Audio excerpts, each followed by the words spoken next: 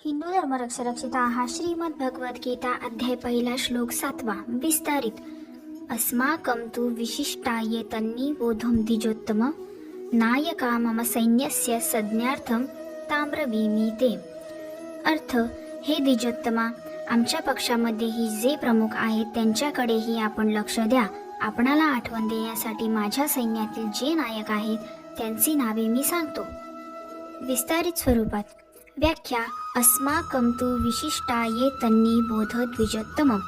दुर्योधन द्रोणाचार्यांना म्हणतो की हे द्विजोश्रेष्ठा, ज्याप्रमाणे पांडवांच्या सैन्यामध्ये श्रेष्ठ महारथी आहेत त्याचप्रमाणे आमच्या सैन्यामध्ये सुद्धा त्यांच्या सैन्यातील महारथांपेक्षाही काही कमी दर्जाचे महारथी नाहीत, तर त्यांच्यापेक्षाही श्रेष्ठ दर्जाचे महारथी आहेत।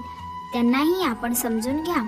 तिसऱ्या श्लोकामध्ये पश्य आणि या ठिकाणी निबोध या क्रिया देण्याचे तात्पर्य पांडवांचे सैन्य तर समोर उभे आहे म्हणून ते दाखविण्यासाठी दुर्योधन पश्य पहा या क्रियेचा उपयोग करतो, परंतु आपले सैन्य समोर नाही, अर्थात आपल्या सैन्याकडे द्रोणाचार्यांची पाठ आहे म्हणून यांच्याविषयी न पहा न म्हणता त्यांच्याकडे लक्ष देण्यासाठी दुर्योधन निबोध या क्रियेचा प्रयोग करतो।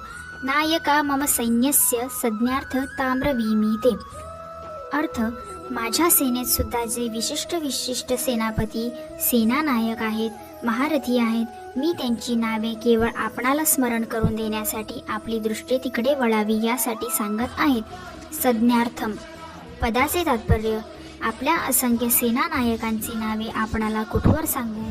मी त्यांच्याकडे केवळ अंगुली निर्देश करीत आहेत, कारण त्या सर्वांना आपण जाणत आहात। या श्लोकात दुर्योधनाचा असा भाव दिसून येतो की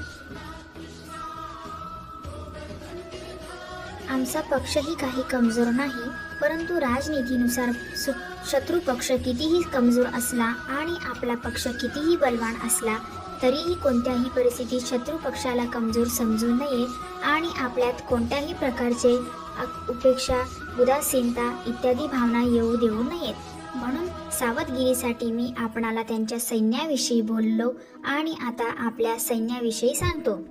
दुसरा भाव असा की पांडवांच्या सेनेला पाहून दुर्योधनावर त्यांचा फार प्रभाव पडला आणि त्यांच्या मनामध्ये थोडे भय सुद्धा उत्पन्न झाले, कारण संख्येने कमी असले तरी पांडवांच्या सैन्यामध्ये पुष्कळसे धर्मात्मे होते आणि स्वतः श्रीकृष्ण भगवंतही होते। ज्या पक्षात धर्म आणि भगवंत असतात त्यांचा सर्वांवर मोठा प्रभाव पडतो। इतकेच नव्हे तर पशु पक्षी वृक्ष लता इत्यादींवरही त्यांचा प्रभाव पडतो।